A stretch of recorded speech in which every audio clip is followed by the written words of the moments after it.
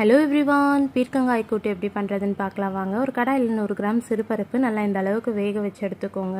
அதில் ஒரு பெரிய வெங்காயம் கட் பண்ணி சேர்த்துக்கோங்க, 5 பல் பூண்டு, ஒரு பெரிய தக்காளி, 2 பச்சை மிளகாய் கட் பண்ணி சேர்த்துக்கோங்க.